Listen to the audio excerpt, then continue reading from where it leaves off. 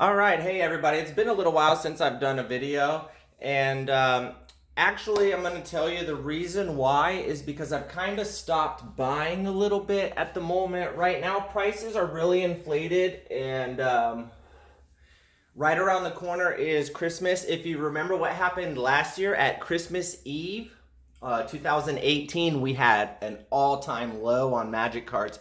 So I'm actually waiting around the Christmas time when everyone overextends themselves to buy nice Christmas presents. And we'll see what we can pick up then. But the purpose of today's video, I'm actually going to go through some of these boxes back here. Some people ask me what are in these. Over here in these 4 alcove leather deck boxes, this is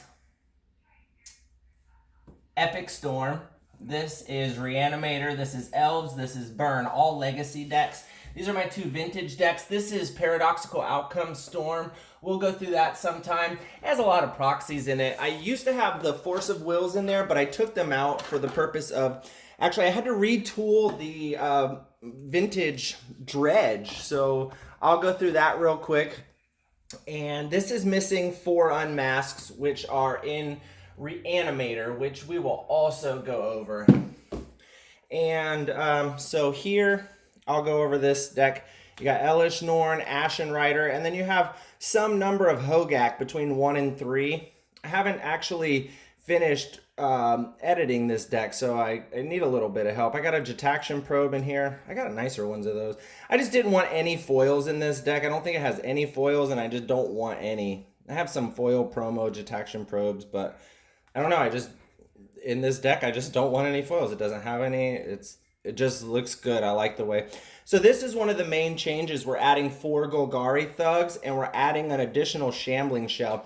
We're going to run the Force of Vigors in this deck. We have, actually we have 4 Force of Vigors. Here's 3, but these are going to come into the deck also. Let's move that up. So these 2 Force of Vigors I'm going to add. Petrified Field. I still want to play one of these. I'm thinking about adding a Strip Mine.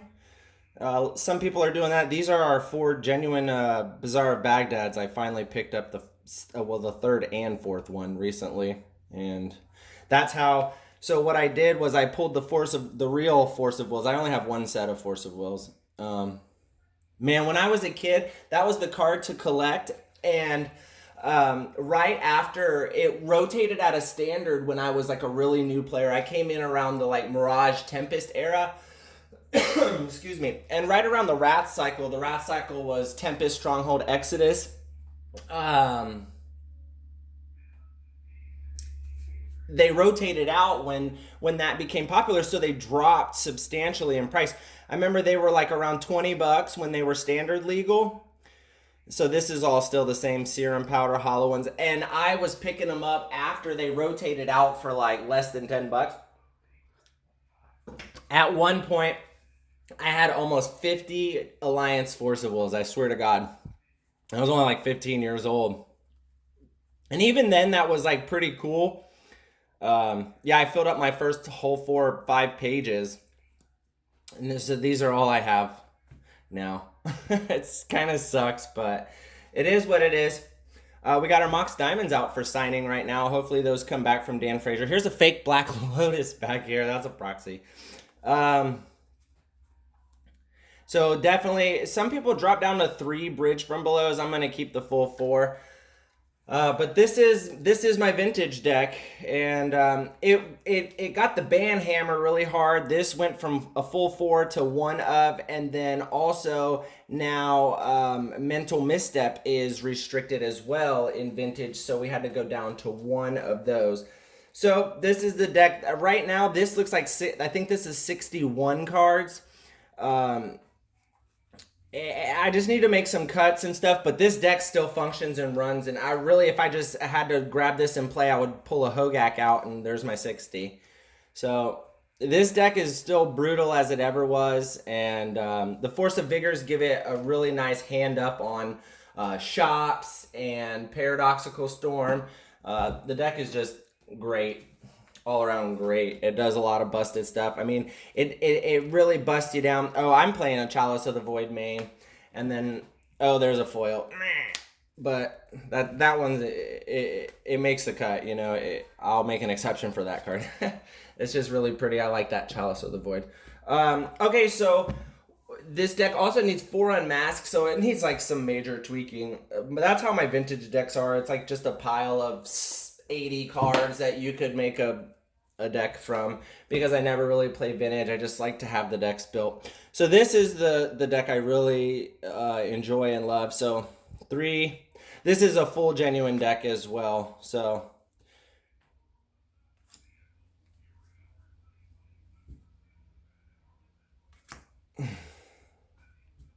I'm trying to foil the entire deck. I've really like overextended myself on this deck, especially these. So stupid. But the rest of the deck was built easily, and that's what happened is that I started to foil the entire deck. These are foil, if you can tell. It's hard to tell, but they are. Here, I'll pull one out.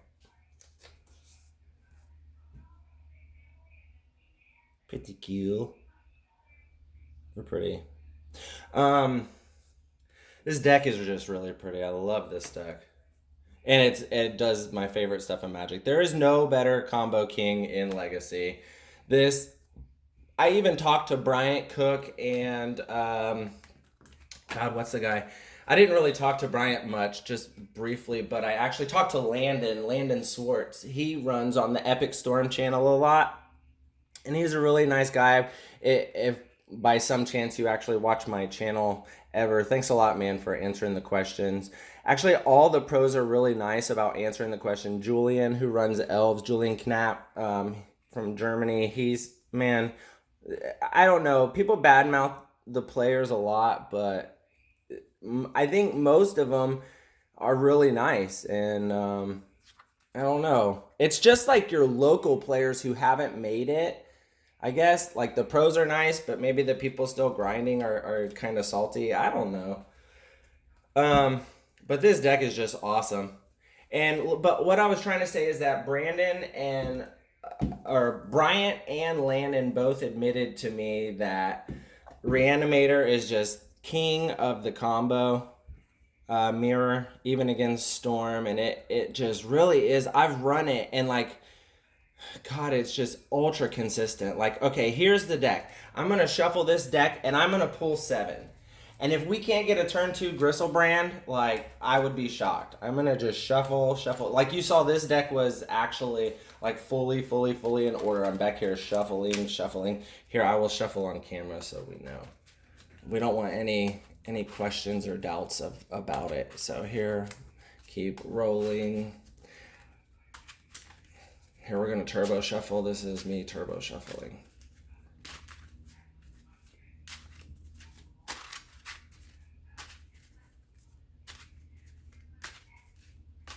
This is how I shuffle. I'm not sure about everyone else, but this is definitely the best way to shuffle.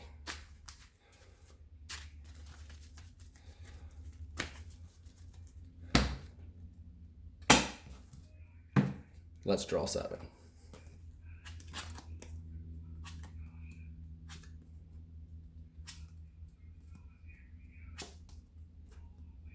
What can we do with this? All right, let's fetch a land. First things first, let's fetch a land. We need a Badlands. There's a Badlands. Let's play it out.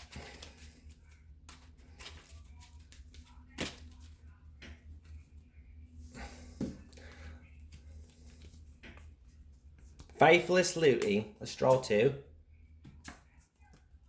We have to discard 2. I don't need this land. I'll discard a Faithless Looty. Actually, I'll discard this Cabal Therapy.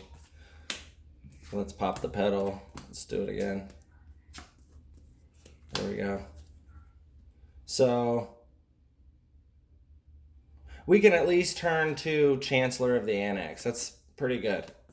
You see what I mean? Like turn 1, turn 2, fatty every time. And that was an offhand. You see what I mean? The deck is ultra consistent. It's just perfect. And that was a bad hand. Turn 1 or turn 2 Chancellor of the Annex is a bad hand. That's crazy.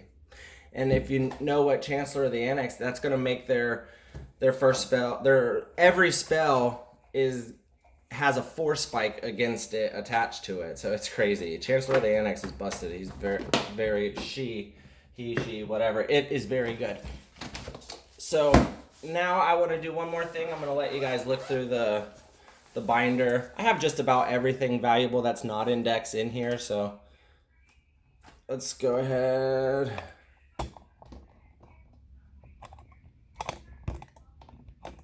How's that? Yeah. Those some commons, uncommons, commons, and uncommons that I use for decks. Commons, uncommons, or straight to mythics. But I mean, I have stuff with Delvers. I want to build that. I have everything I think for Rug Delver, just except Renin 6. I haven't bought any Renin 6s yet. I need to get a hold of those. But for the channel, we might be like, I'm about to order proxies for some of my patrons that are waiting, and we're doing the Modern Horizons stuff. So I may just proxy Ren for now, because I don't think he's going to maintain that price. I honestly think he could see a banning in Legacy, just because some of the games with him and matchups and stuff are just so miserable with recurring Wasteland, and it's just like, I don't know. He feels a lot worse than Deathrite Shaman, and and Deathrite Shaman is banned, so. And then most of my duels are in here. And now so is that? Oh wait, no it's not. Speaking of the devil, I bought a bunch of him because he's like $1.50, $2, and he'll probably get unbanned at some point and jump up to $10-15. Buy a bunch of shamans if you can for under $2. Like right now, that's probably what I'm doing. Is I thought I was out of cards.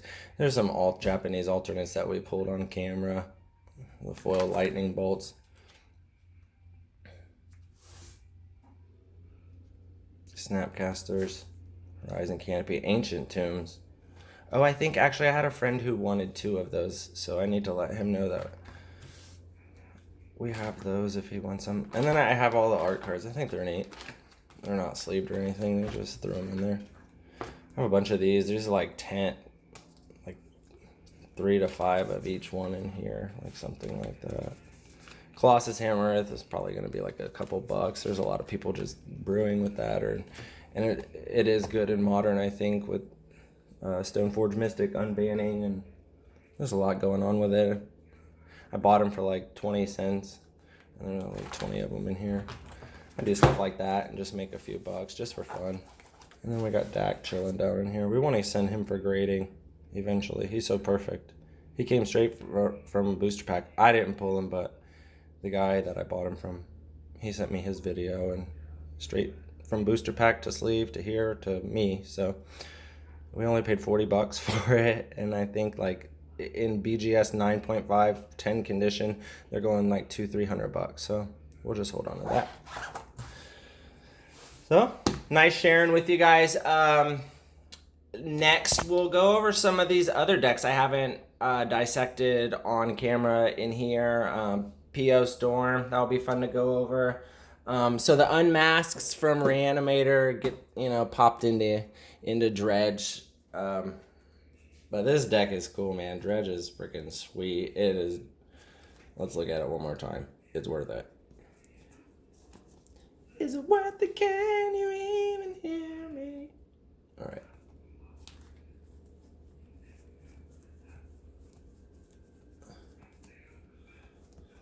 Sweet. Deck sweet.